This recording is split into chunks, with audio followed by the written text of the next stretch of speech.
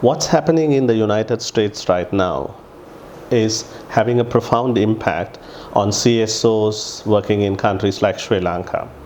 And most importantly, because the CSOs are seen as those who promote the values and notions of Western democracy, human rights, and pluralism. Hence, there's a negative perception towards the CSOs and their work at present. And secondly, the nationalist extremist leaders and groups in these countries are using United States as an example in terms of propagating and promoting their supremacy and majoritarian ideas and actions. How the CSOs in US can help CSOs here?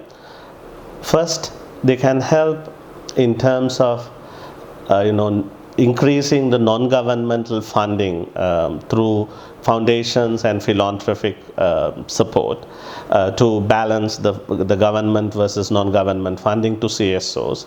And secondly, we need to create a new way of learning, sharing jointly, and also looking at joint strategies and collective responsibility in terms of addressing these emerging more common challenges in these countries. And finally, with regard to what's happening in terms of policing in the United States, I have three suggestions. The first one is to look at the representation and the reflection of the social fabric into the police force, both in terms of personnel but also in terms of hierarchy. This is important for trust and confidence of all the communities in the country. And secondly, looking at and clarifying the role of policing, and it's not just in the law and in books but also in practice, and to look more in terms of community policing aspects.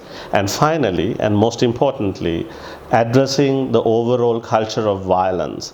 In a society where the culture of violence is accepted as a means to address concerns and issues, it's going to be a big challenge if those cultural aspects as well as structural aspects are addressed in terms of culture of violence.